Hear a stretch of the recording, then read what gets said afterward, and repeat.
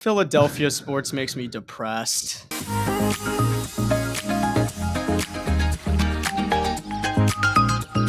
Hello, everybody, and welcome back to the Coconut Curry Podcast, a place where just three guys are talking about sports and trying to offer an interesting take on it. We're also two depressed Phillies fans at the current moment, but we are really happy Eagles fans, and Peter is just down bad in sports. No, I'm an Eagles fan now. So No. No. Says who? You signed a bonding contract for a year. You can't just back out of it. You are a 49ers fan. Do you want to start talking? I will get it notarized. Okay, that's straight up illegal. Get it notarized.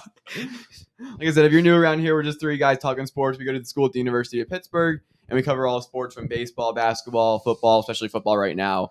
And we try to do some fun things along the way. If you stick around so far, please drop a like, comment, subscribe, watch the whole video through. It helps us out a lot as we continue podcasting while in college. Big setup today. You won't see, but we actually have a tripod. Yes, a little bit of like behind baseball right here. So for anybody wondering, the chairs we're currently sitting in, we have one extra one.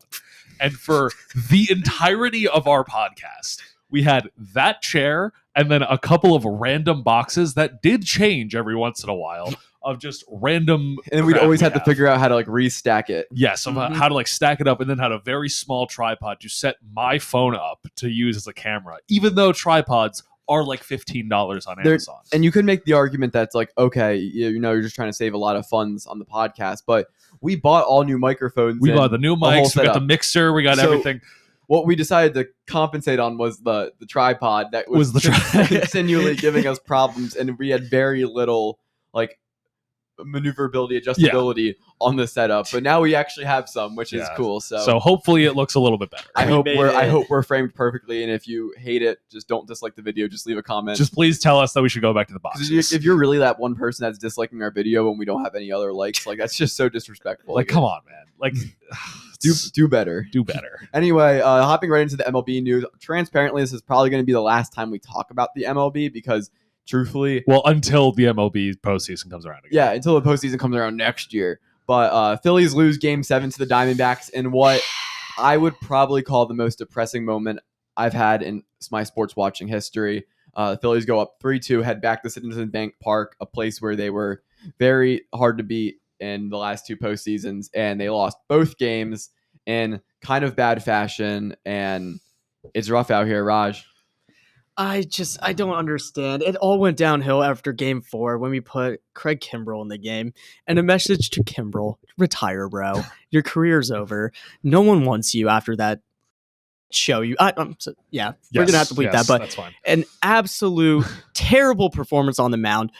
What was it? Bottom of the eighth. We're up by 2 runs in Game 4. All you had to do was close out the inning. We're going to put in Alvarado, and we would have had 3 games already up on them, and we would have been fine, and we would have been dancing in the World Series right now. But no, you decided to go out there, screw it all up for us, and it went all downhill from there. We did win Game 5, and we were up 3-2. We head back to the bank, and we're like, hey, we're undefeated at home. We're great at home. As bad as everything was in Game 3 or 4 and 5, because none of those were really like dominant games, you felt like being up 3-2 going back to Citizens Bank Park. You had Nola and Ranger going to go up onto the bump. Like both those games, you were like, okay, like they're gonna win. It's gonna be a 6-7 game series, but like they'll get it done at the end of the day. And that was the hardest part. Was just every Phillies fan and even any baseball fan was like, yeah, they're going back to Citizens Bank Park. Like this series is over. Yeah, I think one of the things that was probably the most damning was, wasn't it? It was Schwarber, Harper, and Castellanos were 1 for 27. And Trey Turner. Trey Turner were all 1 for 27 in games 6 and 7. Yep.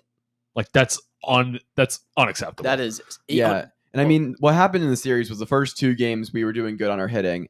And even despite all the pitching debacles that had happened, truly the Phillies lost the series because they couldn't hit the ball. Yep. Castellanos was one of 18, or he was dreadful the entire series. Like he barely hit the ball during that entire series. Rojas couldn't hit a ball to save his life. He had 1 triple that was kind of irrelevant because I think it happened in the game that we like won. I think that was when you were blowing them. I think in Game 2 when we won like 11-1, that's when he hit the triple. So like I know he hit the triple, but like hits matter. He never hit the ball at all. Trey Turner started chasing pitches again, and simply like the bats didn't come to play, and that put a lot of pressure on the bullpen. And at the end of the day, like you have to score runs in baseball. It's a more friendly league for scoring now anyway, so you have to put the runs the plate, and that's what the Phillies didn't do.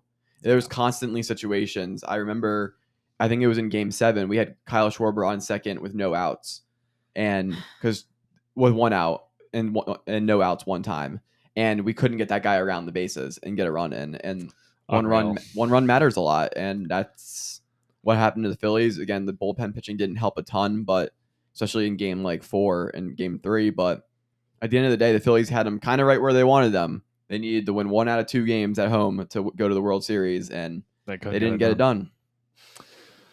That one hurts. Yeah, boys. it hurts a lot. And I think that's why it's like one of the roughest moments. Like when we lost the Super Bowl last year as Eagles fans, it was like we were playing a good opponent. We had some mistakes that happened. So did the Chiefs. It was a really good football. It was a really good Super Bowl.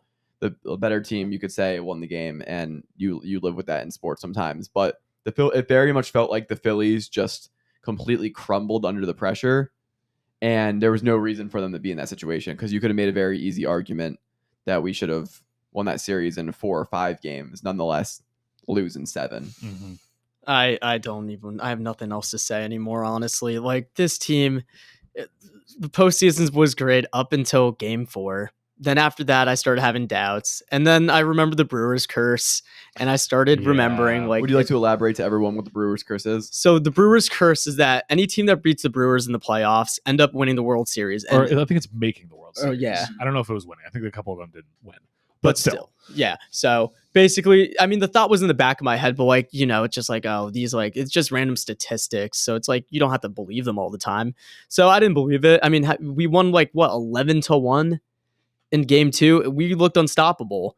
And then, even when we went back to the bank, Game 6 and 7, okay, Nola's been pitching lights out. It'll be okay. Nope. We got regular season Nola. November came early for him, I guess. And then Ranger, he put up a respectable fight, but the bats never came through, and there was nothing we could do. And I mean, with the lineup and everything, we didn't switch any batters up. We didn't try to do anything. Yeah, I think, and I was going to mention this. I think where the Phillies really lost the series, truthfully, was managing. At the end of the day, your batters do it to hit, and I will give Rob Thompson a little bit of a pass here. That, I mean, your big money guys didn't show up to hit the baseball in the last couple of games, but there's also just glaring issues that happened throughout the series. Bases loaded, 2 outs. He let Rojas hit the ball in Game 6. I think it was Game 6, maybe Game 7. Game 6. Yeah, Game 6. Bases loaded. Oh wait, no, that was Game 7. Yeah, one of the two. It was a closeout game. Bases loaded. You let Rojas come up, and you could argue that other people have not been pinch hitting all series, and that you're a little bit nervous about putting them in. But your job as a manager is to make sure those pinch hitters are ready, because Rojas again is batting 0.05. He's batting 5%. For the entire, so you're essentially saying that he has a 5% chance to get a run, 1 or 2 runs in, which is just abysmal. So you got to get another guy up there at that point to at least put pressure on the Diamondbacks that they don't know how he's going to swing, or they don't know how talented he is or whatnot. But they didn't make that switch there. Rojas again consistently played the entire series at batting. They never really pinch hit him, and he was horrible. He was pretty much just it was kind of like before the MLB changed their rules. And you had to have the pitcher bat, and you kind of just always felt like, oh, the pitcher's gonna exactly is gonna do terrible. That's what it felt like when Rojas was up, and yeah, like the bullpen moves were interesting. Everyone knew Kimbrel didn't have it. I remember in Game 4 when Kimbrel blew it, the reason it all started was because Hoffman comes in at inning 3 or 4. Yeah. So you have your second best pitcher in the bullpen at the time come into the game really early to kind of get Sanchez out of a mix that he wasn't really. He only had let up 1 or 2 runs, and he was in a okay. I didn't even think you needed to pull Sanchez. I was okay with the decision, but then you bring in Hoffman, which is one of your best bullpen guys, which leaves Craig stranded to pitch because you didn't have any other bullpen support. I mean, we were running on fumes those games with our bullpen because we just used them so early and often, and Craig had kind of fumbled the bag. So, just an interesting series. I mean, I'm hoping next year will be better. I mean, I'll still baseball's a very unpredictable sport, and that's what you can determine from the Mets season, that they had 100 wins and they didn't even make the playoffs. So I'm not going to consider the entire season a waste or anything. I think it was still a great season from the Phillies to get almost back to the World Series. It's really very hard to do that. Even the Astros, both Astros and Phillies weren't able to do it, and they both gave up a respectable fight. So not going to call the season a waste at all. They still got a lot of potential next year, but it definitely stings a little bit when you lose in that type of fashion. Yeah. And then quickly, just touching on Astros Rangers, as tied 1-1 in the World Series, has actually been like a very like Diamondbacks. Diamondbacks. What did I say? Astros. Oh, You said Astros. Yeah. Rangers. Bleh. Oh, I typed that too. That's why. Yeah, Diamondbacks and Rangers are tied 1-1 in the World Series. Very interesting series so far. The first game goes into overtime. Crazy Adolis Garcia has a crazy like just batting. He's hitting grand slams and all. He's this kind having of stuff. like genuinely one of the best stretches of like postseason Yeah. hitting. Like He's just ever. always hitting. And then Diamondbacks just rolled over the Rangers in game 2. Yep. So very interesting game 3 tonight, which is we're recording this on Monday, so you'll see this on Tuesday. It's a very interesting game happening tonight, our time. It's already happened in your time. But I think the series is fun. I'm not really watching it a ton, to be honest with you. Kind of just like feel like Taking the baseball L, games yeah. are hard to watch when If you don't really when you care. don't have a Yeah. big rooting interest, especially as we've discussed at length in other podcasts, and there's so many other sports going on. It's hard to care. It's very Mhm. difficult. It's very hard to care. So that's our MLB news, and that might be the end of the MLB news unless like Shohei Ohtani gets traded or unless there's any like big things that happen in the offseason. but maybe we'll touch on it whenever we get the victor of that series. But I mean, I'm happy with the steps baseball took this season. So I think overall this has been a pretty successful season for Mhm. baseball.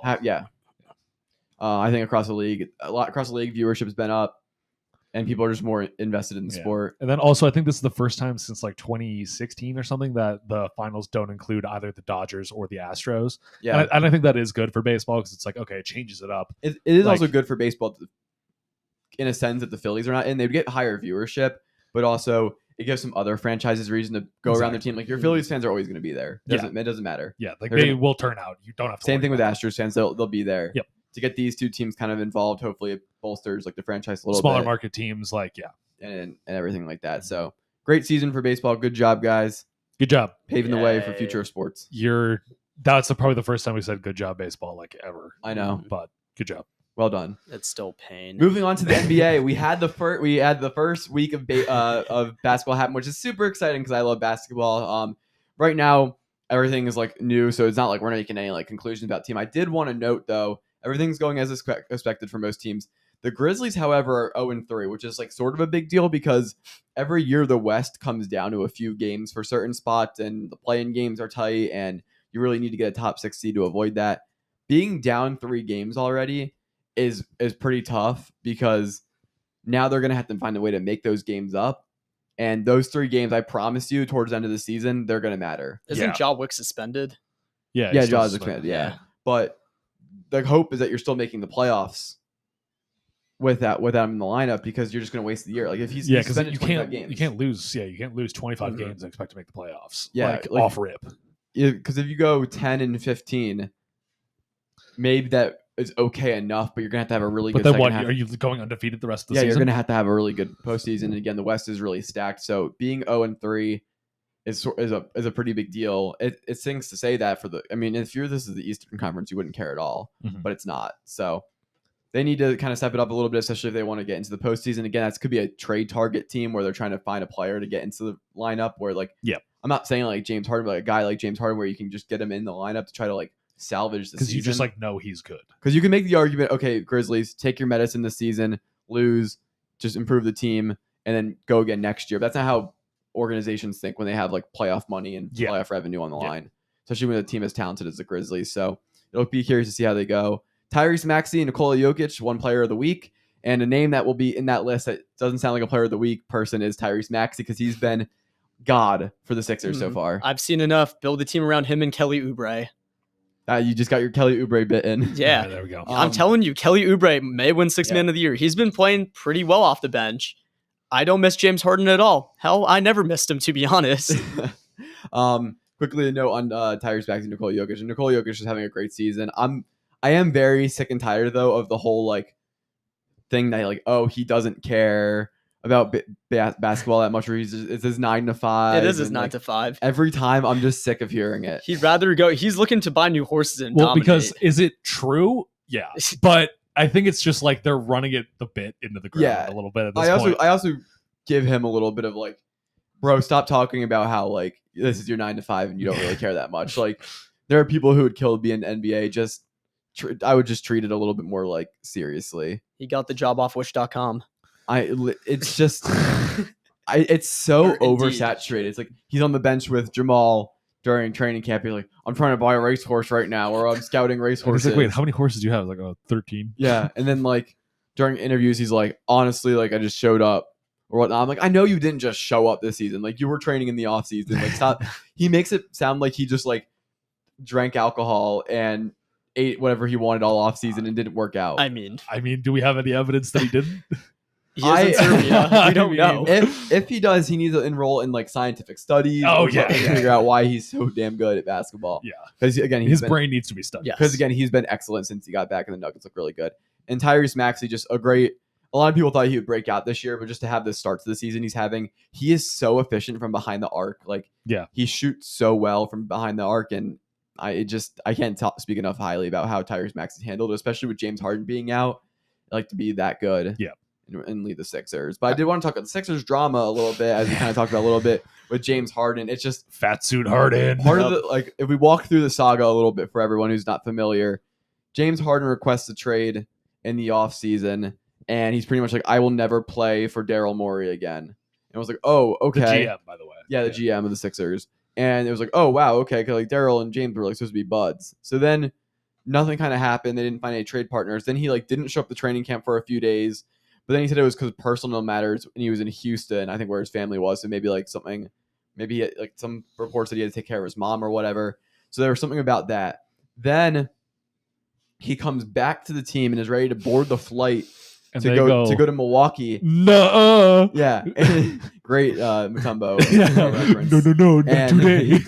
And they pretty much are telling him you can't board the flight. Yeah. So then he stays home and works. He works out. He tries to get into better shape. Then he's on the bench for the game yesterday or 2 days That was ago, a bad look. I Yeah. believe. And then fans were like had bad signs and everything. So now he's like there. Other teams don't really want him. It's kind of awkward. I just think the Sixers should just wait to trade him. Don't ever play him there in your lineup. Your team feels fun and full of life right now. Don't screw that Even up. if you're not good enough, like the Sixers right now, as presently constructed without James Harden, are not going to win a championship. But I don't care. I'd rather the vibes be good. And even if you have to trade him for pennies on the dollar, get a good rotation player or two. Hope that Tyrese Maxey and Joel Embiid take the leap. Work with the guys you got. I mean, I think the Sixers had a great offseason. Getting a guy like Kelly Oubre, I know Kelly Oubre is a meme player. And everything like that. Whoa. For the price you got him on, I know. Save your love. I'm sorry, it's your lover. I For Kelly Oubre, apologize. you got to calm down. But calm down. Kelly Oubre is a really good bench player. He definitely he got snubbed on the market just because no teams had money to pay him. Yeah. And the Sixers scooped in and gave him a deal, and he looks good because Kelly Oubre is a good player. He looks good on and off the court. And all that kind of stuff. So if you don't get the Kelly Oubre jokes, go look him up on your own time. But he's attractive. Very, very attractive. All right, settle down. and that's enough over there. No drooling over here. Time to move on to the NFL. Yes. NFL Week 8 is Yes. almost completed, besides from, again, today's Monday, so we won't have the Raiders-Lions game, but whoop-de-doo, I don't really care to talk about the Las Vegas Raiders, who sneaky or don't have as bad of a record as I thought. You could have convinced me they were 0-7. Yeah, I think. Well, they're definitely they clearly have talent on offense. Like Mhm. Josh Jacobs is a good running back. Devontae Adams is a top 3 receiver in the league. Period. End of story. But I think they just don't have any of the other players on the roster. All the outside pieces are just exactly bad. around there, and then Max Crosby is very good, and Marcus Peters, his corpse, I think, is playing corner. I think still. So I believe so. They have some solid pieces, but they just don't have anybody. And the thing is about I mean, if you look at their lines, it's awful. that's- D line. yeah. Well, I know Max Crosby, but besides that, D line, offensive line, no bueno. yeah. And they're going up against the Detroit Lions, who have one of the best run defenses in the league. So Josh Jacobs isn't going to be able to go anywhere, which means they could just double Devontae Adams the entire game. And the Lions are pissed. And the Lions are very mad after getting pantsed by the Ravens. Yeah, and this is in Detroit too, I believe. Yep. So this should be a bloodbath for the Lions. But anything can happen. Anything can happen, as it's happened all season. Exactly. And we're going to rapid fire through some of these games because we have a game that we're going to do, or a little draft we're going to do later. So first game, Bills beat the Bucks 24-18. Kind of what you kind of expected, except I didn't expect it to happen in that fashion. The Bills yeah, the Bills don't look great still. Maybe we're just underestimating Tampa Bay's defense, but like they just still look like they're kind of just like, they're fine. They don't look like they're going to win the Super Bowl. They The look like problem is like the Bills got up big and almost blew it yeah, at the end of the game. And that's Yeah. what's concerning because like cool, you got up big, but you need to be able to sustain it. And then you're Exactly. kind of like the Bucs had a legitimate chance to win that football game towards did. the end. If Godwin turned around. Yeah, if Chris Godwin decided to turn around and not have stone hands, he could have actually just turned around and caught it. Yeah, So- and then it would have been a whole different story. Yeah, exactly. So again, Bills don't look great, but I mean, you got to get wins in the football league. Yeah. And I'll turn the mic over to Peter here to talk about Oh yeah, the MetLife off or The mid off. the battle for New York, Yeah. which was just two toddlers fighting, but neither of them were even in the same room. So that was Giants Jets. Please never air this game again. I said this about Washington, and I'm going to say this. I think I'm just saying this about Giants games now at this point. Just stop airing them. They're not good. The Giants were just completely beat up. They had so many injuries across the board.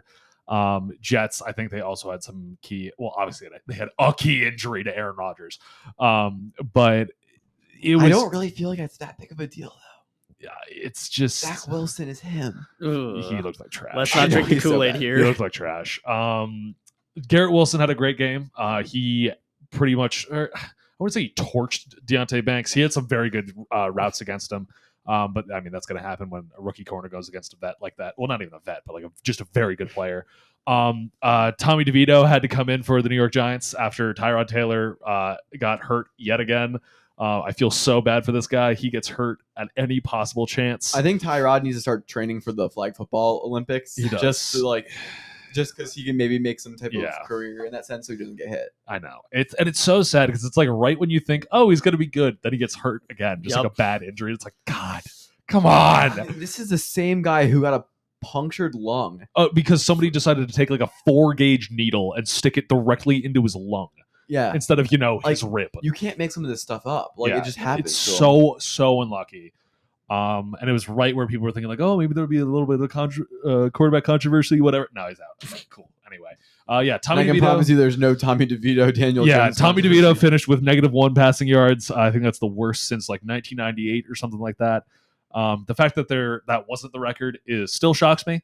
I was going to mention, I do think I didn't really like what Dayball did with him when he was in the game, because watching those clips towards the end, I just like they didn't even open up the playbook at all. And I understand sort of why, but I feel like it was way too cautious. I feel like with your third string in, if you let the training wheels off and you just let him throw and he throws an interception and it ends the game, whatever. so be it. You're 2-5 before the game. With losing in the fashion that they did, where they threw a flat to Saquon on like it was first second on and 22, Yeah. and they threw a 4-yard like out route.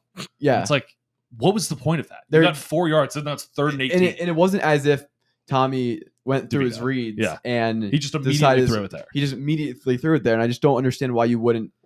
Like, if he throws a game-costing interception, Giants fans are going to be like, God damn it, I knew our third-string quarterback didn't have what it took. Like, It's like, no duh. He's Yeah. the 3rd-string quarterback. He's there to try to be a Band-Aid on like a artery bleed. Like, it's not supposed to be good. the only reason he's there instead of another like veteran is because they're not going to put like Carson Wentz or Colin Kaepernick and make them the third string, no. even if they're better than Exactly. this guy. Like, they're just going to make another guy who's fine for the locker room. Yeah, exactly. And I mean, like, they choked it away, but as I've said, I'd never trust the New York Giants with the lead ever. I've been screaming this till the day I die. Never trust them with the lead ever. I mean, because like my whole thing is like, I mean, Graham Gano had 2 shanks. Most wanted man in New York right now. I mean, granted, the weather was god awful. I mean, this game was just overall terrible. The Giants' defense looked pretty good. I mean, And mind you, this is 13-10 football game. it is a 13-10 football game. I mean, it was a defensive. Everybody kind of like had a feeling it was going to be a defensive game, but the Giants' defense I don't really honestly feel like it's a defensive game. It's more of a lack of offensive game. lack of offensive. But the Giants' defense did actually do pretty solid, I will say. Like Kayvon Thibodeau, everyone's saying like he's a bust, he's bad. He had like 3 sacks in the game, and like Yeah, he's been really good. he was really good. Dexter Lawrence is still, I'd argue, probably top 2 defensive tackles in the league. He was unreal. He was in the backfield all the time. Second to Jalen Carter. Sure, whatever. Micah McFadden, very solid inside linebacker that we picked up last year in the draft. Wee. Shut the We got him. Yeah, you can clip me on that one. We got him. I don't care. What am I going to curse the Giants more? They're already bad. All You're right? right. It doesn't matter. Like, I already cursed the Giants. I cursed the 49ers, and now I'm trying to come over to the Eagles. All right. I just want to have fun. Okay. Please just let me watch a team win. For the love of God. No, you're not allowed All right. to have that.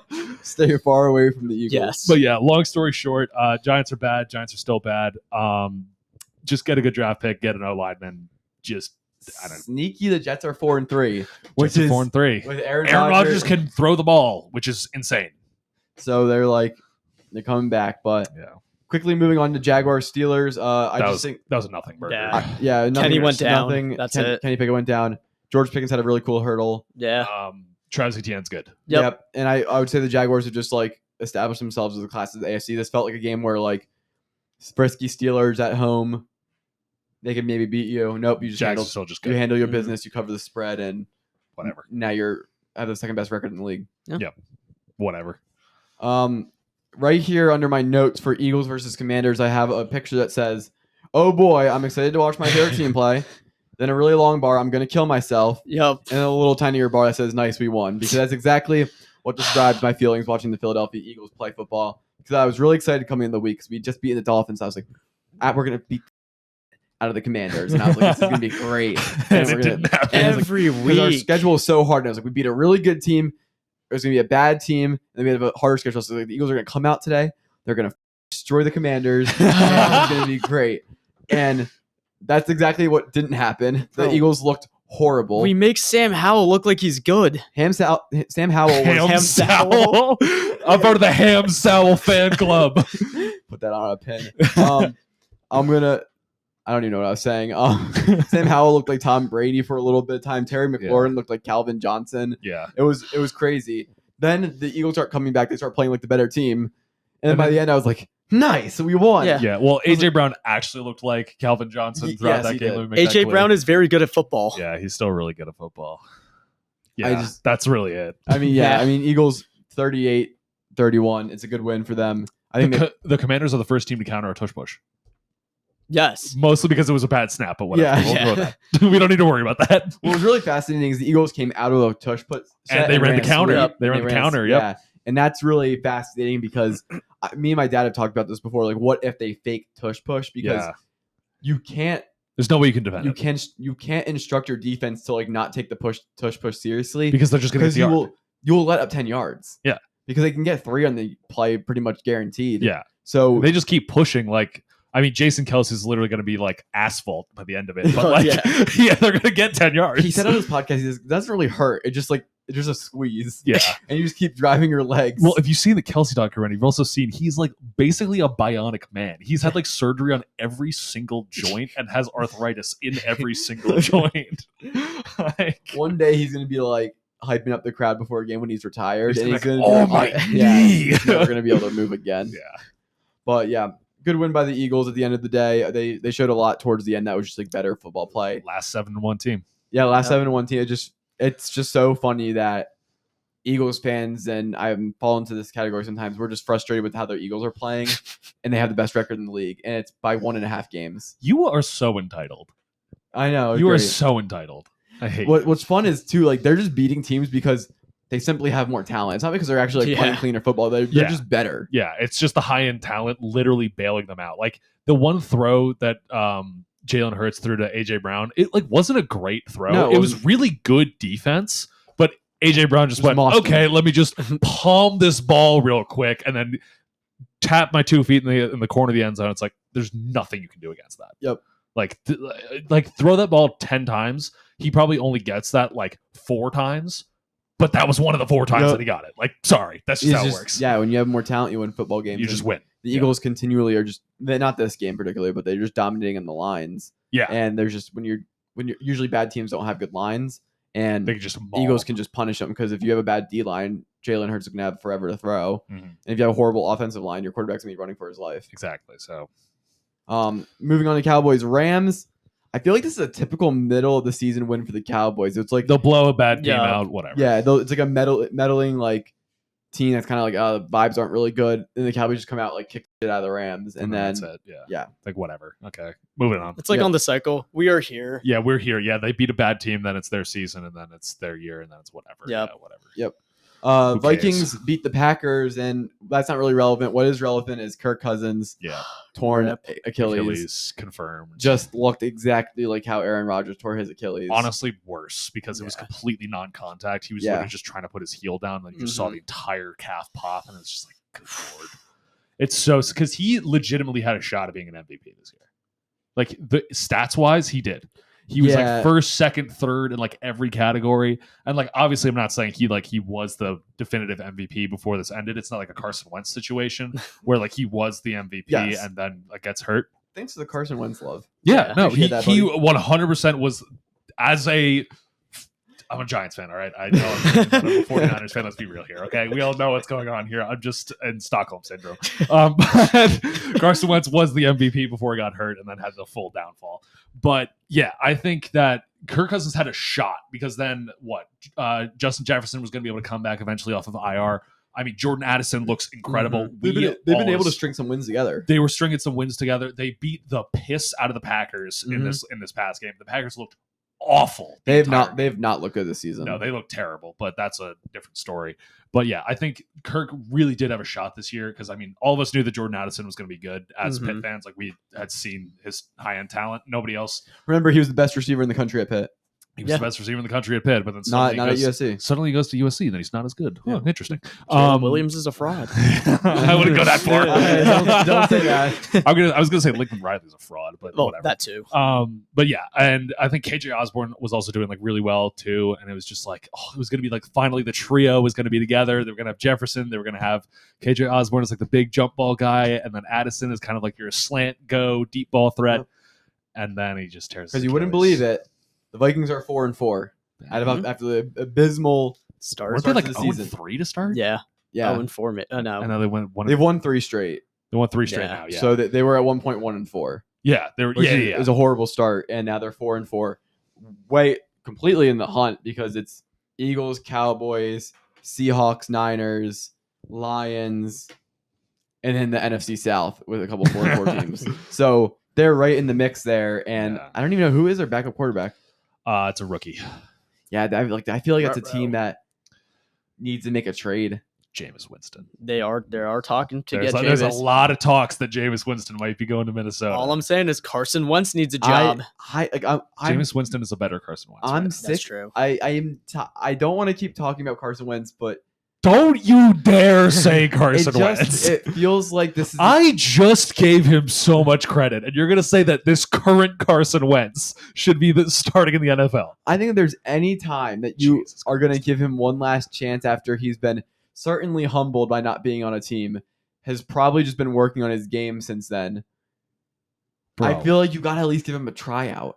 why would you not try to go for Jameis Winston? He is a better Carson Wentz. So Right I don't like. I'm curious what it's going to take to trade for him. now. Probably not that much. Yeah, but like, what would you say? Like, what would you say? I don't know, like a third. Do you like? Would you rather give up a third though for Jameis or like give a Carson Wentz an experiment? It's tough because you're at the trade deadline. I know. But like my you- thing is like At 4-4, you cannot waste. at this point, why not do both? I would agree. At this point, because like, what do you have to lose? Like your season's basically over if you can't get a quarterback at this point. So like, why not? Sneaky. I don't feel like Josh Dobbs has been that bad this year, and the Cardinals aren't playing him anymore. Just That's always an option. Josh Dobbs. I saw some people which I was saying going to talk about when we got to that. Yeah. But yeah, Josh Dobbs is out of Cardinals now. They're just done with him. yeah, I don't want to play with you anymore. Yeah. The whole Andy thing from Toy Story.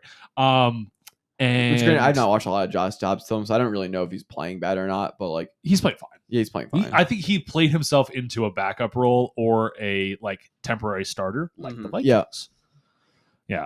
Also, I saw a lot of people saying Trey Lance too. Like, Oh, maybe no. trade No, him, no, but no, like no. he's Trey he's Lance way is too a- unproven. Trey Lance is the third string quarterback of the Cowboys right yeah. now, and they Yeah. don't even have a first string. I don't think he's even quarterback, so- suited up for a game yet. They don't have a first You're right. You know what? I hate you Eagles fans, but goddamn, I love hating Dallas so much. Oh, it's so good. All right, Titans Falcons. Titans Falcons.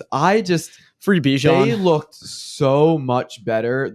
That be the Titans with Will Levis. Like just so more exciting. He was throwing team.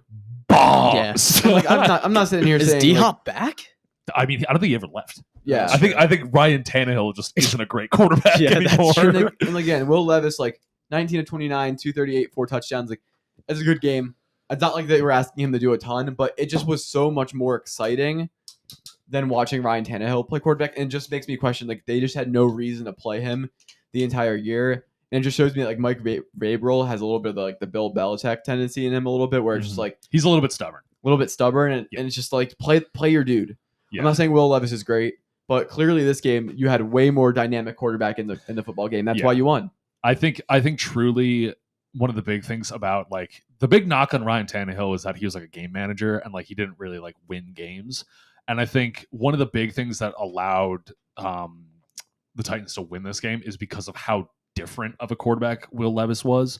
Because I mean, like, going into this game, they're probably not preparing for Will Levis to come in at all. At least I'm assuming.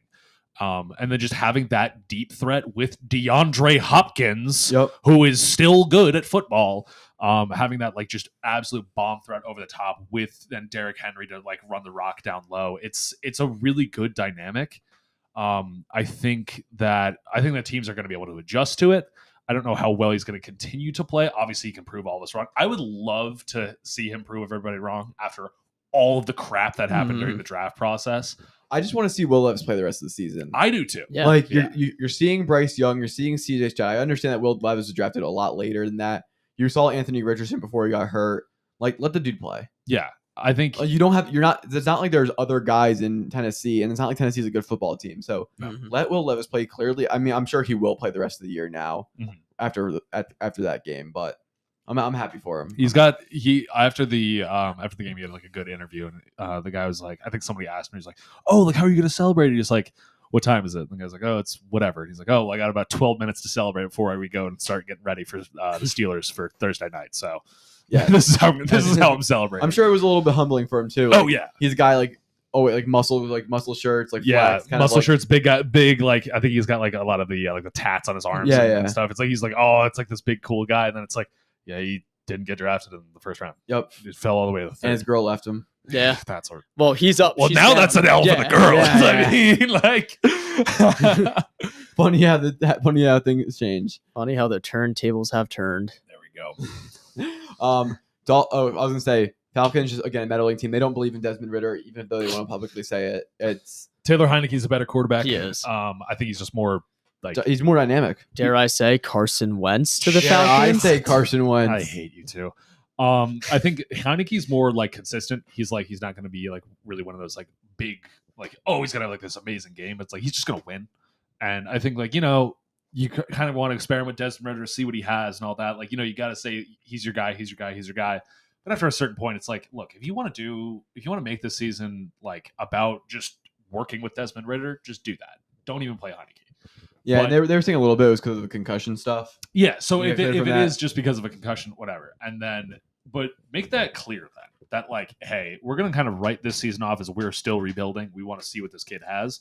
Or if you really want to make a push and like make the playoffs to really build up that culture, play Heineke. Yep. And that's where like they need to decide, because their actions right now are not showing that they trust Desmond Ridder. No. Their actions are showing that they are using him as a game manager.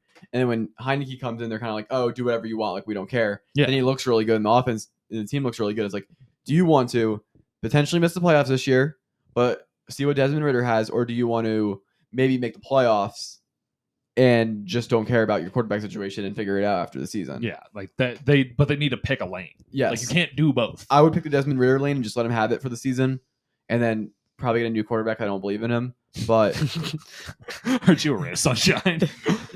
I mean, there's so many bad quarterbacks in this league. I mean, there's not really a better option, because we can just go down the list of teams that have horrible quarterbacks, and we'll just move on to the next team, the Patriots, a horrible quarterback. Yeah. Everyone's like, Mac Jones is back, and it's like, no, he's not. He hit the Gwitty on on TV, and then he just he's Willy Wittying. Oh god, that was really so painful to watch. much. I thought that was so Him funny. and Jaceki, bro. Dude, those two need to be put in prison for those gritties. Those That's are domestic horrible. terrorism. Literally. I'm not even sure what Mac was doing. It wasn't like what Gesicki was kind of doing was the gritty. His is like he always does that like as a joke though, because like it's like, oh, he doesn't have any rhythm, he doesn't know how to do it, and like that's like his thing. But Mac Jones flying in the corner with way worse, like I don't even know what it was even. I don't even know what you would call that. I don't know either. But it was just like, that's disgusting. Get out. Like, no. Dolphins beat the Patriots by 14. That's exactly, Was anybody surprised? no one. That's exactly what everyone expected. Yeah. If you told me this was the end of the score, I would have been like, sounds about right. Sounds about right. Anyway. Saints beat the Colts. I cannot believe the Saints put up 38 points on the Colts. Yeah. That's 38. Yeah. I mean, I'm really surprised. I mean, I'm not going to lie. I didn't watch a whole lot of this game. Can't say I did either. I mean, it's kind of just like the Saints have a good defense. But I mean, I guess Minshew was working the ball as I'm like pulling up stats right now to kind of like even see what was going on. Yeah, Derek Carr. Oh wait, what? Derek Carr was 19 for 27 for 310 yards and 2 touchdowns. I guess Olave is also good at football too. Too bad he's gonna be just like a his wee CT bit. is gonna act up with all the hits he'd be taking. Yeah, Olave. Or well, oh no, it was Rashid Shaheed. This was his big game. He had 3 receptions he had the Randy Moss game where he had 3 receptions for 153 yards and a touchdown. So he was just catching bombs over the top. away, That's right? I said Olave, I meant Rashid Shaheed. Michael Thomas had 4 catches. He's irrelevant. Man. Nah. Who cares? He had one good season, He had one good season, and then he fooled us all. Alvin Kamara is a PPR machine. Yeah. Yeah, that's really about it. Jonathan Taylor's finally getting like significant snaps. Just cool to see him back. Yeah, it's great to see him back in the league. Yep. Saints now tied for the first in that division, which is interesting. We'll see how that goes. Also, Josh Downs, the rookie receiver for the Colts, is good at football. He is good at football. Yes. Who is also maybe now good at football is Bryce Young. Let's not be a little too hasty. This is a big step in the right direction because Bryce had been playing really bad. Let's settle down. He put up 15 points. Yeah. It's a good step in the right direction. Okay. He didn't make mistakes. He wasn't dynamic, but he didn't make mistakes. And that's a good start. Okay. And I mean, for his confidence to beat CJ Stroud, it's got to feel at least a little bit good. I mean, no. I love memeing on him and whatever, but I am happy for him that he is succeeding. He's not going to go completely defeated in his rookie season, even though the Panthers are bad. I am very happy that he got that win, he got that thing under his belt, and you're right, he beat CJ Stroud. It's like this guy's getting all the hype, and it's like, no, I'm still good too. Yeah, I'm here. Yeah. So I'm definitely glad for him. I mean, look, it's a step in the right direction, but let's not forget, it's a step in the right direction after going the wrong direction for like 300 miles. He's still got a long way to go. Bro's out of gas. Bro is almost out of gas, but look, he's going the right direction now. So let's pray to any god that he can figure it out. I did this whole bit last podcast, so I don't want to be being that guy. But this is a bad loss for the Panthers. Bad win for the Panthers. They had the number 1 pick locked up. They could have just drafted Caleb Williams and not deal with this Bryce Young. Why? And they could have easily lost to the Texans. The Texans are a decent team. They tried too hard. They don't have their first round pick, bud. The Panthers? No. The Bears do. Oh, shoot. You're right. Never mind. Great win, Panthers. Yeah. Carolina's back. Oh, my Bryce God. Young is him. Bryce Young's I forgot. I forgot the whole Bears thing. This is terrible for the Bears. It's awful. The Bears had Caleb Williams locked up. And Marvin Harrison. They had a dynamic duo. And then, wow, this feels bad. I'm sorry, Bears fans. This is horrible. Yeah, they're down atrocious. But anyway. They got to get like a sniper in there to take out a few. Okay. Settle down. Okay, Sean Payton. No more bounty gate. A weird, awkward injury happens, and they cut to a guy like. Oh yeah. They need something like Turf Monster. Yeah, Turf Monster. Yeah. Seahawks beat Browns 24-20. This game looked so bad in the beginning. It was a very, very ugly game. I mean, Seattle looked like fine. I mean, like they're obviously they win games. Like I want to make that very clear. Like Seattle is a good football team. They actually just added Leonard Williams to their team. They got him from the Giants for a 2nd and a 5th. Thanks for taking that $30 million cap hit, you morons. So they're definitely a good team, but I think if they're trying to win now, like that's a good trade. They looked pretty good. JSN, their rookie receiver, good at football. Geno had 2 bad picks at the beginning, but he bounced back and he was able to kind of lead them down there. Showed a lot of grit there. But I mean, the Browns, it's like, look, the Seahawks defense is good, but like they're not like world beaters. Like you should have been able to put up more than 20 on them. These quarterbacks that are playing right, Deshaun Watson's not been great. No, but these quarterbacks are significant, still downgrades from Deshaun Watson, and I think you can tell a little bit. Like the Browns' offense doesn't have, especially with Nick Chubb out. It's actually kind of sad. I'll give the Seahawks credit; they're 5-2 now. Yeah, they're 5-2. They're winning the West. Leading the West. Yeah, and they might be the second best team in the NFC. I believe so. Right now, yeah. Maybe you give that nod to the Lions for second best, but I mean they're right in the mix right now. And if you said right now that the Seahawks would be winning the division, people would think you're crazy because the 49ers have fallen off. But they fell off hard. Yeah, and we'll so sorry in a second. But I will say the Seahawks, they're fighting hard. I just don't know. It's kind of like the Ravens situation where I'm just kind of like, do they have the talent to go all the way? Yeah, like, I'm not sure. Like, I don't know. DK Metcalf is cool, but I don't think he's like a high end wide receiver one. Like he's good when he's not like an MMA fighter beating the crap out of like a random defensive back, like 40 yards away from the play. Yeah, like he's pretty good. Their offensive line is like, Geno's like, Yeah, they're like, their running back's good, and their defense is like not good. It's like, well, Witherspoon's good. What would you call their defense below or above 50 percentile? I would say slightly above. Okay, slightly, not a lot. Yeah, like not like, yeah, I wouldn't say they're top 10 by any means. To be relevant, you really need to have a top 10 defense. Yeah, I'd say they're like right around 14, 15. I think. Yeah. So, although they could also be better, we could just be dead wrong. I'm not gonna pull up the stats. Yep, and the Browns. The significance of losing this game is there's now 3 4-3 teams in the AFC North. Jesus Christ, that division. And the team that leads it is Baltimore. Ravens at 6-2, Steelers 4-3, Browns 4-3, Bengals 4-3. God, how is it every year this division is just the exact same? I don't. It never changes. It's always like this. No matter what players are playing in that division, it is always a bloodbath every single year. And it's just funny because it happens in so many different ways, right? Like, okay, the Ravens are just good. The Bengals start off, they're horrible. Then they win 3 straight games against like good, decent, solid opponents. The Steelers just pull wins out of their ass that they should not be winning at all. Yeah, they just put up 10 points against an okay Jaguars defense. Yeah, or like, but they beat the Ravens. They beat the Ravens because apparently it's like whenever TJ Watt scores a touchdown, they win. Like that's like basically how it works. Browns took down the 49ers. Yeah. Then lost to the Colts. Yeah. Oh no, they won the Colts. They won against the Colts, but then now they just lost against the Seahawks. It took like God to win that game. Well, refs, but whatever.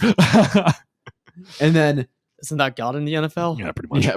Well, no, that's Roger Goodell. Oh my bad. You're right. So the Browns barely win, and then the Browns lose this. It's just like all over the place, and like it's gonna change. Like every week, it'll just be an evolving situation. I can't wait. Can somebody look up? I might say that Bengals can pull it out this division off the win. Yeah. So we'll move on from there. Kyle, I do want to talk about the next game, which is the Bengals and 49ers, because the Bengals, again, they're back. They're coming back. Here come the Bengals. Just one more thing. Steelers Ravens last game of the year. That is going to be a bloodbath. I don't care. Because the Ravens are going to be playing for seeding in some capacity, probably with the Jaguars. And Chiefs. Now the Bengals are also going to be this. Yeah, the Bengals beat the 49ers. The 49ers are skidding a little bit, don't get me wrong. They really 49ers are still a good team. This is a good win by the Bengals. And Joe Burrow looks healthy. Yeah, after their mandatory 4 games of being bad sentence every year, they are back. Bengals fans are like, we're so back right now. We're so back. Yeah, they legitimately do look back. Joe Burrow, I think, finally is healthy, which why didn't you just rest him the entire time if you were going to lose these games anyway? I don't get it. Whatever. They look good.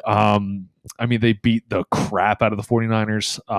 Brock Purdy's insanity run is over. Well, Brock Purdy looked like he legitimately, like, I'm not even trying to make a joke. He probably looked like he was concussed for part of that game. Yeah. Like, because he went through concussion protocol, he cleared it, but then there was... I was so confused when I saw him, like, come out for the snap. I just figured Sam Darnold was playing. That's what I thought, I don't know why he went out. Like, I don't know. And, like, he cleared it at the beginning of the game, or, like, before the game. And then partway through, it was like, he was not playing well, like, at all. Yeah. And it was, like, very obvious that there was something off with him.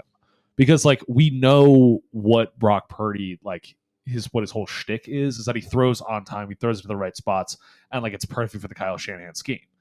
And like not everybody can do that, and he can't. But then he's just like making horrible reads. Like it was one of the picks where he threw. It was like there was a linebacker right in front of him, and it gets like tipped, whatever. Okay, it's a great play by the linebacker. Next one, it's like 10 yards down the field, and he throws it to a Cincinnati defender who's standing in front of the receiver. It's like Right on. Why would you throw that? Like why? You're not even forcing it. There's no one to throw it to. Like it doesn't even make sense. So that was just like I found that really, really weird. Yeah. So I think they got to figure some stuff out. Yep. Christian McCaffrey, 17 straight games with a touchdown. He's got death taxes on McCaffrey anytime. It's inevitable. It's inevitable. He will find the end zone. I wonder what is. Raj, you want to do a little research? Minus 110. For next game? Probably minus 110. Look it up. I think it needs to start being like minus 250 at this point for the betting odds. It's 17 games in a row. Yeah. Like, are you going to be the one that bets him to not have it? That'd be crazy. I think there should be a bet for CMC not to get a touchdown. Yeah. That like CMC like non-scoring, like that should be plus odds. Yes. That'd be insane. It's ridiculous what he's doing.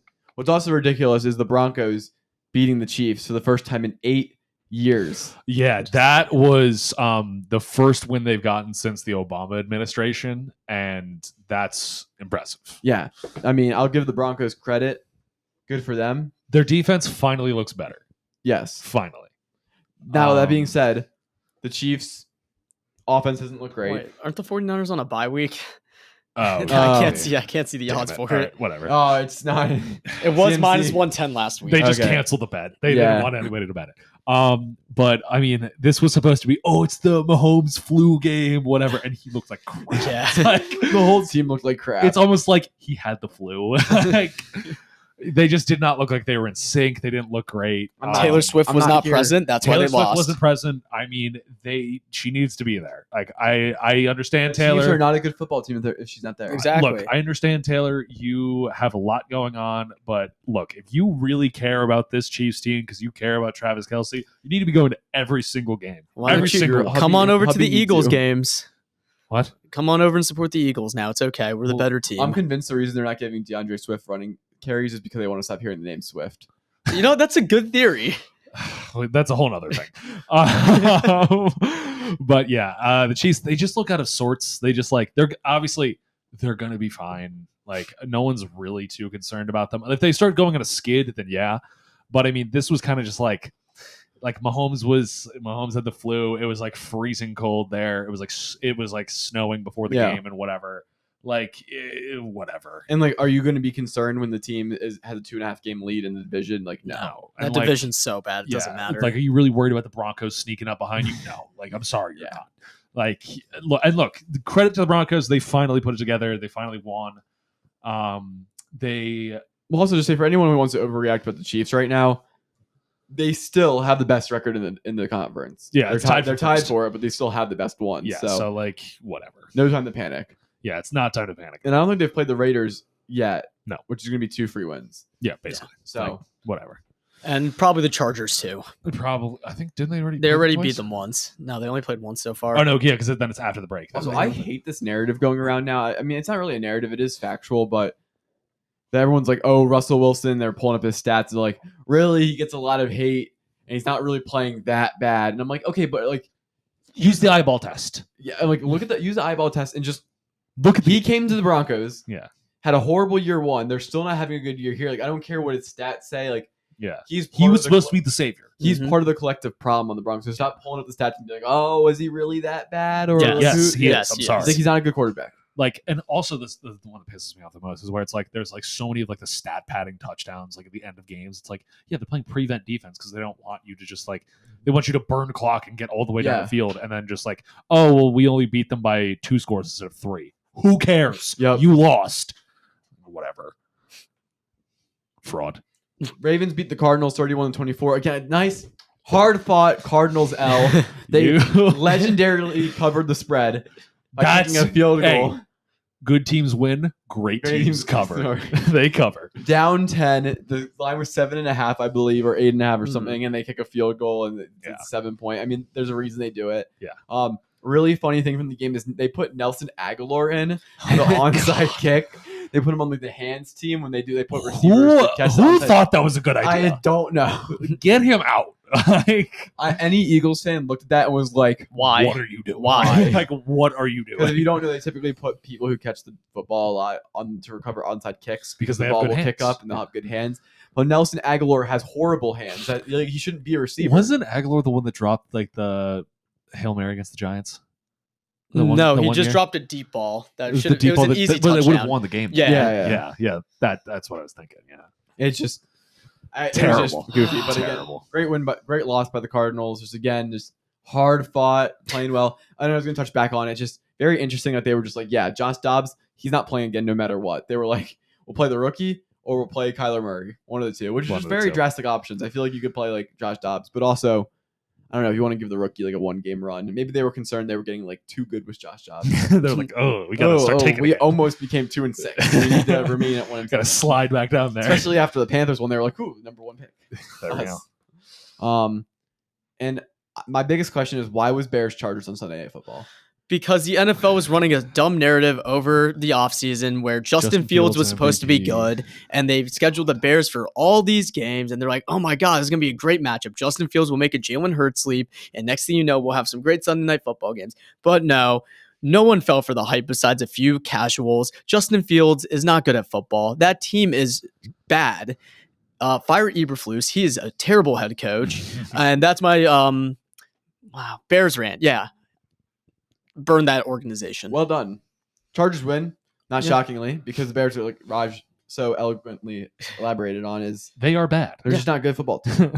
And there was this whole narrative out there that they were good, and they aren't. The record is 2-6. They're one of the worst teams in the league. They need all the picks they can get. They need to like get a whole new coaching staff in there. Like they need to really go head coach hunting soon to figure out Yes. who they want to get. Eric Bieniemy. I honestly, yeah. Like they should go get Bieniemy. Free him from Washington. Free him from Washington. Go get him. But the Sam Howell is not the truth, bro. Ham Sowell. Ham Sowell fan club. I gave up Ham on that Sowell. fan club when this man No, dropped no, no. 31 on us. I'm That not- would make more sense. No. I'm still part of the Ham Sowell fan Ham club. Sowell fan club. And then we talked about Raiders Lions tonight. So interesting week of football. This is one of the more like predictable weeks. I feel Yeah, like finally. I feel like I was able to actually Finally makes sense. Besides, the Chiefs, but besides like the Chiefs, Whatever. everything felt like okay, like things were under control versus the last couple of weeks. But the segment of the podcast that everyone was looking for, Everybody's been waiting for it. as has been reported many places. In 2028, flag football will be coming to the Olympics, and today we have decided that we are going to draft our flag football teams in a snake draft format. So if you don't know how this works, one of us will start. It'll go to the other people, and we'll snake back around and make our picks. And I'm just going to go over real quickly some rules for flag football that seem like they will be adopted for the Olympics, though the official rule set's not out. So we will be drafting 2 QBs, 2 running backs, and 3 wide receivers. That'll make it 7 players for each team. Flag football is played 5v5.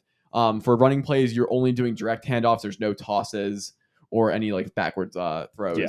In flag football, only direct handoffs. In this style of football, there are no offensive or defensive linemen on either team, and games take place on a field that is 50 yards long and 25 yards wide. You can have 15 players on a roster. That's not really related to us. Each team gets 4 downs across midfield, so you have 4 plays to get 25 yards. If you get across midfield, you get a new set of downs. Otherwise, you turn the ball over. But like a football, if you turn it over on downs, you get the ball wherever the other team takes the ball wherever it was down. Mhm. The other team would start back at their own 5-yard line. So you have to go 45 yards. And if you interception, it's the same as regular football. Yep. Teams are allowed to run the ball anywhere on the field besides the 5-yard area. So if you're within the 5, throwing into the end zone, you're not allowed to run the ball. And then you can't jump or dive as a ball carrier at all. You can't jump or dive. And then for blitzers, each team's defense can max blitz 2 people to rush the quarterback directly, but they have to be back 7 yards from the line of scrimmage to Before start. they can go, yeah. So that's basic rundown of I flag also football don't think the rules. quarterbacks can scramble. They can't unless it's after a certain period of time, or they're being like They're being blitzed. if they're being blitzed or someone's running at them, I see. then they can run. Okay. So, but yeah, it's like you could drop people in coverage, which makes it interesting because there's a lot of schemes you could do where Yeah. like, do you just if you have a quarterback that, I mean, we don't know other countries' quarterback. I don't know the random I don't know the random guy. Sorry, let's see what Lithuania is bringing out there for quarterback. Lithuanian quarterback, if he has if he can run out the pocket or not. But it would be different for other teams scheming. Okay, Lamar, we're not going to blitz him because we don't want him to run, so we're just going to make him sit back and play deep coverage. But so we're going to draft again. There's no particular order we have to draft these players in. Raj, what pick would you like to have on the snake draft? 2. Damn you. Constantly in the middle. Peter, what draft would 3 or 1? Give me 1. Okay, so Peter will start our draft going through. Peter, who's your first pick in a 2023 Coconut Curry flag football fantasy draft? All right, it has to be Patrick Mahomes. I'm sorry. Oh, okay, going for a quarterback, number 1. You gotta because here's my thing is with Mahomes, we've seen him so many times have players that aren't as great, and then he just completely elevates them to be incredible. Look at Marvez Valdez Scantling, MVS, McCole Hardman, just so many of these random receivers look great. Also, great locker room guy. I mean, he's already got 2 MVPs under his belt. He's established. He's he's going to be the face of the team. He's your guy.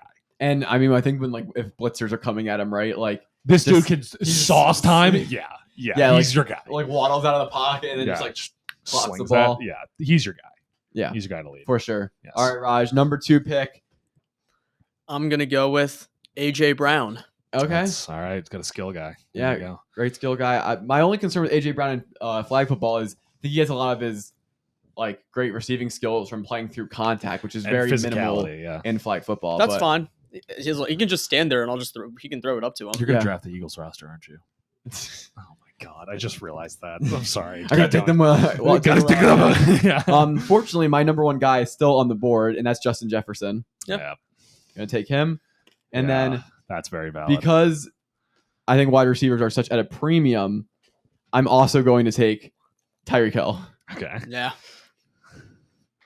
I don't really have to explain that much. I think Justin Jefferson offers a little bit more of a dynamic. Jettas and Tyreek Hill is so unfair. What?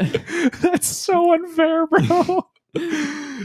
Thinking about some guy having to line up in cover 2 against Justin Jefferson and Tyreek Hill is insane. Who's never had much experience playing football. Who's a teacher. I'm sorry. That's so funny to me. And then Tyreek's backflipping and Justin Jefferson hitting the gritty. Yeah, dude. Yeah, Justin Jefferson's grittying into. Yeah, then you just see Tyreek Hill doing the backflip in the background. It's how. Whatever. It's fine. There's a lot of things you can do creative running with them. Short cross. Justin Jefferson's a better pass catcher, high point receiver than Tyreek Hill. Tyreek Hill's just faster than everyone else. So 2 great receivers there. Mm-hmm. Those will be my 2 picks. And then Raj, back to you. AJ Brown at the board. Who do you go for? I'm gonna go with Jamar Chase. Okay. I really thought you were about to say Jalen Hurts. I really did. Another good receiver. Another very good receiver. My only thing was he's also another one of those kind of physical. Yeah. He's a smaller AJ Brown.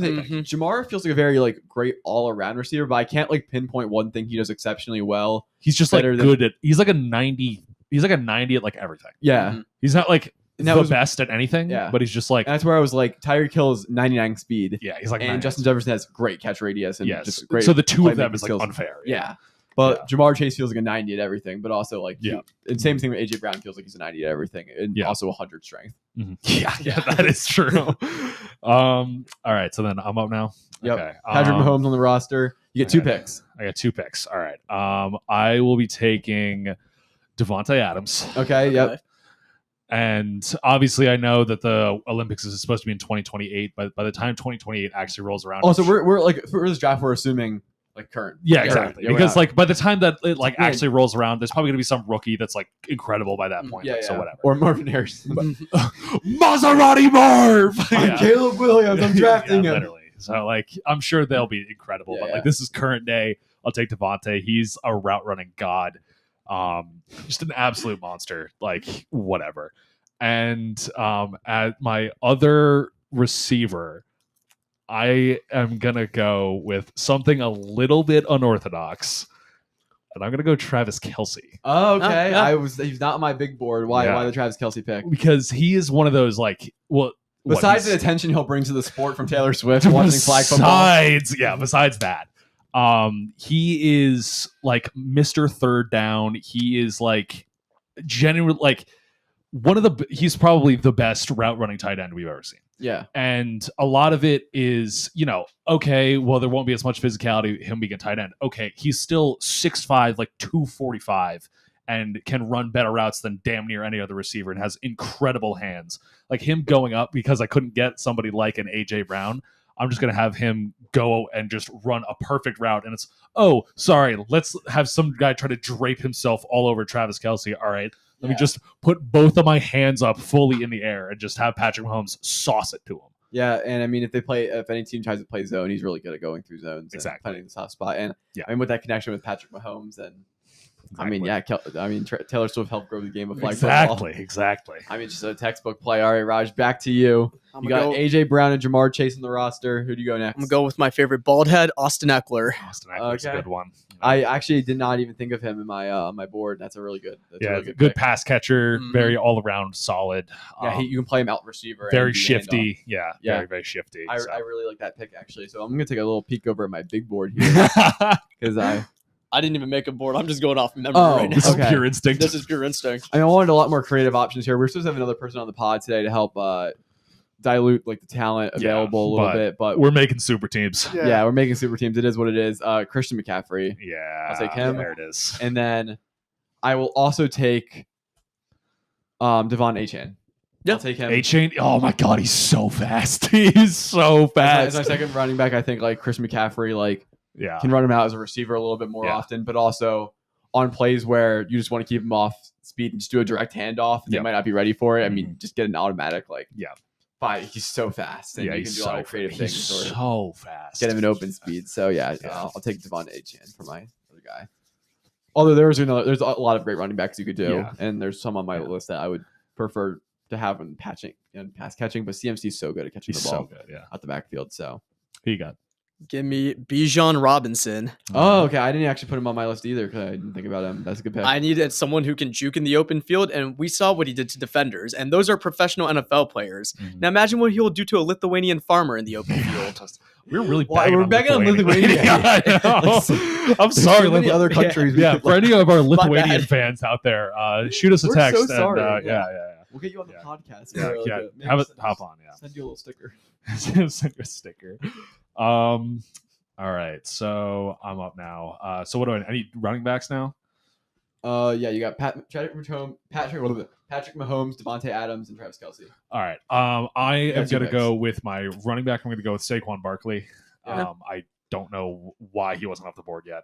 I'm going to be honest. I dropped the ball on my big board for running backs. I was really wondering why you picked Achane. I'm not going to lie. Instead of Barkley.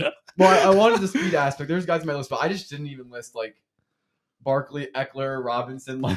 I just didn't think about it when I was making my big board. Just completely missed you. I'm gonna go with Saquon Barkley. Really good pass catcher, incredible speed. Not as much power, but I mean, stiff arming somebody to the ground can still happen in flag football, I believe. So whatever. Then for my second running back, I kind of want to pick somebody as a different running back, but I mean the thing is that you know what? I'm gonna go with Josh Jacobs. He's kind of the same, format, kind of like a Barkley light, but he's still a very good pass catcher, still incredible in the open field, and it's kind of the same thing. But it is I think just the dynamic of both of them, it's just they're gonna be really good. Being that we're all both maxed out in quarterback running backs, just a few notable mentions. I had Jahmyr Gibbs as a running back. I don't trust him. I don't care. Nope. Just because it was passing up Alvin Kamara, I had as an option. Kamara kinda, but I feel like part of him is the patience that he has to set up blockers, and there isn't going to be any blockers. That's true. And then I had also Breece Hall as well as a guy. Breece Hall, I really like him as a running back, but I think his talent comes from having one good block and then he just runs straight. True. He's incredible at it. Don't get me wrong. He's very, very good at that. And but I think it's just if you're playing flag football, you need to be incredibly shifty. Mm-hmm. And I think I also had Swift as an option because of his shiftiness. So I think we picked the running backs that were fitting in my little Devon Achane pick flyer. But speed kills. Speed kills. Yes, it does. I think at this point I'm at 4 people. I'll draft a quarterback and another receiver. I thought we were only doing 2 QBs. I don't have a He QB. doesn't have one. Oh, I thought you were wait. You don't have a QB either, buddy. Yeah, never mind. I Oh, thought we you're- were doing 2 QBs, you're- 2 running backs, 2 receivers. 2, yeah. No, never 3 mind. receivers. Ignore me. 3 receivers. 3 receivers. Okay, receivers. ignore me. You're up, pal. Yeah. You're up. I'm taking Aaron Rodgers. Give me ayahuasca boy. Okay, that's a wild one. I there. need someone who has played with every different archetype of a player. I need someone who's a visionary on the field. I need someone who sees things that we don't see. Okay. Jesus Christ. I need someone to motivate the team in alternate ways. between games. Yeah. Oh my God. I mean, just for your great pick, as There it you is. perfectly described. I will take Cooper Kupp as my There you go. my last receiver. Yeah. And then I have a whole entire QB board. So I'll take Josh Allen, just as a guy who can make every single Yeah. throw on the field. I'm not as concerned about interceptions when you're playing like man coverage, not as many safeties that can kind of come over top. So I think his risky side is a little bit like what he does good. What he does bad is not as Yeah. prevalent in like a flag football type of scenario. Yeah. And I mean, just no one's going to be able to, like him running around. It's just going to be crazy. Yeah, his route running is going to be unreal. Yeah. Then do I need one more receiver, I think? I need one more too. Raj up next. So that's Yeah. back to you, Yeah, Raj, you've got Aaron Rodgers, Hmm. Bijan, Eckler, Jamar Chase, AJ Brown. So you got a quarterback left and a receiver left. Give me Randall Cobb. Great, very pick. You are a moron. I mean, great locker room guy. All right. I mean, you need that type of locker room presence. Got a lot of young players on my team. Needed to balance it out. Cool. I'm going to go with Stephon Diggs.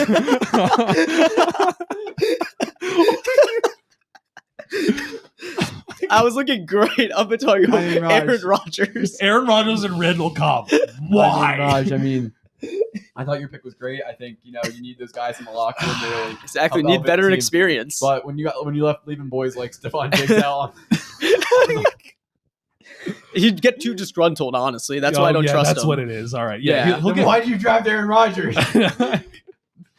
Jesus Christ. Ayahuasca boy's going to do wonders for this team. Debo Samuel going undrafted is a crime in this. I'm sorry. It is. I was considering he's on my big board, but Jesus. I had Reek, Justin Jefferson, Cooper Kupp. I didn't really have much room for Debo Samuel in there. God damn. I also want to see Why? Randall Cobb have an Olympic ring. I Or an this is Olympic also, medal. like the middle of the draft, but this is also how great the league is with talent at certain positions. I mean, we're drafting 9 wide receivers, and we're like, oh, Debo not getting drafted is criminal, and it's like there are legit. I mean, besides the Randall Cobb pick, all these guys are really good receivers. What is so. wrong? Like Terry McLaurin? Like There's a ton of good guys. Devontae Smith. I'll just read out some big Yeah. board. I think we're done with receivers, so I'll just read out some of the big Yeah. board. Nelson Aguilar. I had- Jalen Rager. Yeah. Waddle, Debo, Amon-Ra, Keenan Allen, Garrett Wilson, Smitty as potential options that were there, and I didn't even go down. I didn't even go down all. Well, if these we had names. more people, it'd be different. yeah. Okay. Oh, and then do I have one more quarterback too? Yes. Yeah. I'm gonna go Tua. Okay. Stupid accurate. He is stupid accurate. Yeah. And I mean, you got obviously he's not the greatest scrambler in the world, but again, I have a feeling that he's going to be a better athlete than whatever is going to be out there. Mhm. And just when he comes out on the field, it's just going to be like, all right, where do you want the ball to be? All right, I'm going to put it exactly in that spot. So Yeah. that's my guy. All right, Raj. Taysom Hill. Oh my god. Yeah, I mean, just a great graduate guy. All right. I really thought you weren't doing a meme team at first, but this Listen, you said I could this draft evolved quickly. you said I could draft two quarterbacks. Taysom Hill is technically on the roster as a QB Yeah. Right. who can play multiple positions. I mean, I'm just gonna take the better gadget guy in Lamar Jackson, so I can play him at running back or receiver, or at quarterback, which is his main position. So That's Lamar fine. Jackson around my team. So we're gonna put these in the description. Definitely rank your top team. We're going through real quick. And Raj- tell us why Rogers is terrible. I'm like the Seahawks. No, I'm like Russell Wilson. I have a great first half of the season, and then you see Rodgers, Cobb, I don't Hill. even know, bro. You drafted AJ Brown like as your first player. AJ Brown 1-2 is crazy. Yep. I think Brown could have made it to like the end of the draft. Transparently, like he Yeah. he wasn't even on my. Well, big because board. like AJ Brown and Jamar Chase as like a 1. Oh my Listen, Randall good. Cobb. I was gonna pick Carson Wentz first. Okay. I thought you were gonna do a Great meme pick. team with the Eagles. That would have been better. Jalen Hurts would be a better option. He can run. No, I like this. Oh my All god. right, so going through the teams real quick, we got AJ Brown, Jamar Chase, Austin Eckler, Bijan. Then it kind of goes downhill from here with Aaron Rodgers, Randall Cobb, and Taysom Hill. So let us know how much you like that team in the description below. Peter's got Patty Mahomes, Devontae Adams, Travis Kelce, Saquon Barkley, Josh Jacobs, Stephon Diggs, and Tua Tagovailoa. Yes. And then I've got Justin Jefferson, Tyreek Hill, Christian McCaffrey, Devon Achane, Cooper Kupp, Josh Allen, and Lamar Jackson. I think yours wins, Justin. Yeah, I sweep. What about my team? No. A-Chain was a big fumble there, but No, but no. I think yours ends up winning. When you see A-Chain fly down the field, when you have to see some what's a country I cannot make fun of? Brazil, Uzbekistan. They got fast players. Yeah. Is Uzbekistan still a country? I don't know. Turkmenistan. When I see like a Colombian like cornerback Who's like 5'2", who's 5'2", Javon A-Chain like runs right past him. Me when the Bolivian rice farmer steps up into the pocket to blitz Jalen Hurts. You don't even have Jalen I just Hurts. You drafted Taysom When Hill the- instead of him. whatever. when the poor guy who's been farming cows from Thailand for his entire life is told, "Hey, you're pretty fast. Go line up against Tyreek Hill and Justin Jefferson. That's gonna look real good." Yeah. How many ACL tears do you think are gonna happen on that field? Yes. Like Yeah. genuinely? Yes. Like, I think a are lot. they playing on turf? I mean, probably they're Olympics, nah. going to be using They'll the do stadiums grass. that are already. Oh, it's gonna be in LA. Oh no, it would be grass by then. Because Yeah. pretty much. Oh yeah, they have to switch him out Pretty much every single stadium that's going to be involved in the Olympics will. because be we also have the grass. World Cup coming. Yeah, We do, yeah. because the NFL U.S. really on top right now. With all these sporting events happening. I thought that was going somewhere else. Yeah. Yeah. So Whoa. U.S. on top right now. Oh, okay. Nationalism. Ugh. Nationalism go burr. Ugh. The Coconut Curry podcast is really an extension of the U.S. government. Oh yeah. So What you didn't know is that we're actually just like government drones. our really good setup is funded by the U.S. government. Yeah. Yes. Which is why we got a chair and some boxes holding it up. Yeah. This is just a government contract, Thank you, Joe guys. Biden, for the new tripod. Thanks, man. We really appreciate it. Thanks, bud. Oh my god. Make sure you tell us what team is best in the description down below. Vote for me, please. Whoever was the Raiders quarterback just threw an atrocious pick. No, not surprised. I love how it's whoever's the Raiders Oh, it's Jimmy quarterback. Garoppolo. Jimmy Garoppolo's back. Oh, okay. Threw an awful pick into double coverage. Not shocking. Josh McDaniels' last day as a head coach. I hope he gets fired so bad. I don't think they can afford to fire him. No, they can't. Now but they they can. should. No, they can. Oh, they can Oh, now. they can now. Okay. Last season they couldn't. Now they last can. season they literally couldn't fire him because they didn't have the money. But anyway, that's the end of the Coconut Curry podcast. Thanks all for listening. Enjoyed doing the draft. That was fun. Shout out to Flag Football for making it in 2028 Olympics. Hopefully we'll still be podcasting by then and we can actually give the takes on Yeah. the U.S. players beating the crap out of Yeah. people who These poor have guys. who have wives, kids, and Yeah, like Day everybody jobs that aren't and, playing like football. actual day jobs. Yeah. Listen, Noah Lyles awoken a sleeping giant by making that one comment. Yeah, you kind of did. Shout out to Noah Lyles and Tag and Field. We'll see you next episode. Go Birds! Yeah, go Birds. I'm gonna curse them.